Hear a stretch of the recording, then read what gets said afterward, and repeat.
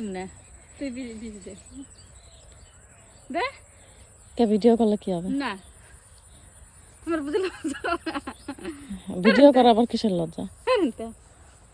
ও যে প্রথমত শুনতেই পেলে আমার মা কি বলছে, আমার মায়ের লজ্জা করে ভিডিও করতে। তারপরে অনেকে এসে এইখানে কমেন্ট করবে। প্রথমত আমি অত একটা ভিডিও ছাড়ি না, কাজের ভিডিও আমার বা মায়ের। অনেকে তো প্রত্যেকটা মানে কি করছে না করছে সব খুঁটিনাটি সব দেখায়, আমি তো দেখাই না।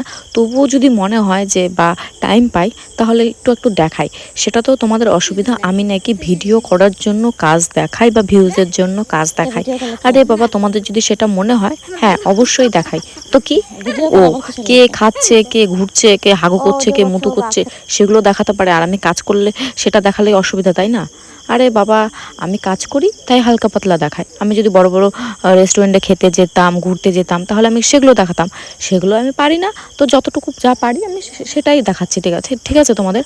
তো এতে এত বলার কিছু নেই। তো যাদের আমার ভিডিও দেখে মনে হবে যে আমি দেখানোর জন্য করি, হ্যাঁ আমি দেখানোর জন্য করি। তোমাদের যদি দেখতে ভালো না লাগে তোমরা দেখো না, তোমাদেরকে কেউ জোর করেনি যে জোর করে আমার ভিডিও তোমাকে দেখতেই হবে। তো যাই হোক, আমি অনেক দিন পর আজকে বড় লং ভিডিও পোস্ট করছি। তো ভিডিওটা প্রথম থেকে শেষ পর্যন্ত দেখো, অবশ্যই ভালো লাগবে। আর মা আর আমি গিয়েছিলাম জমিতে বিষ দিতে। আমি স্নান করে নিয়েছিলাম, মা বলছিল তোকে করতে হবে না, আমি দিয়ে দিচ্ছি। আর এইদিকে খুব পোকা লেগে গেছে, কেটে ফেলছে মানে খেয়ে ফেলছে। আর এদিকে পাতাগুলো এখনও ছুটানো হয়নি, পাতার ভেতরে ভেতরে পোকাগুলো থাকে। আর এইদিকে শশা ক্ষেত, ওই জন্য সাইড দিয়ে দিচ্ছে। তো যাই হোক, আর এদিকে দেখো ওই পাট শাকগুলো কী সুন্দর হয়েছে, আমাকে তো দেখেই খেতে ইচ্ছে করছে। তারপরে কচি কচি শশা দেখেও বেশ খেতে ইচ্ছে করছে, কিন্তু করার কিছু নেই। আর এইদিকে দেখো আমি মাকে জল এনে এনে দিচ্ছি, কারণ দুটো জমি আছে, 8 কাঠার মতো লাগিয়েছে। আর সত্যি কথা বলতে আখে না প্রচুর প্রচুর প্রচুর কষ্ট হয়। মানে দেখতে পাচ্ছ আমার মা ঘেমে চুমে অস্থির হয়ে গেছে। বিকেলবেলা দিয়েছে 5টা 5:30টার সময়, তবু ঠিক আছে। আর মা বলছে তোকে ধরতে হবে না, বিষ তো, সেই জন্য ভয় পাচ্ছে। তো যাই হোক, এই করে দেওয়া হলো। এর আগে দুটো মামা এসেছিলো, দুটো মামা দিয়ে দিয়েছিল। তো এইবার মা দিচ্ছে। আবার কিছুদিন পরে মানে সপ্তাহে 2 থেকে 3 দিন দিতে হয়। তো এইভাবেই দেই আমরা। আর এইদিকে দেখো করমজাগুলো কি সুন্দর লাল লাল পেকে পেকে গেছে, দেখে কিন্তু সেই লোভ লাগছে। কিন্তু আমি এবার একদিনও খাইনি, জানি না কেমন যেন দিন দিন টক খাওয়ার প্রতি একটু আগ্রহটা কমে যাচ্ছে।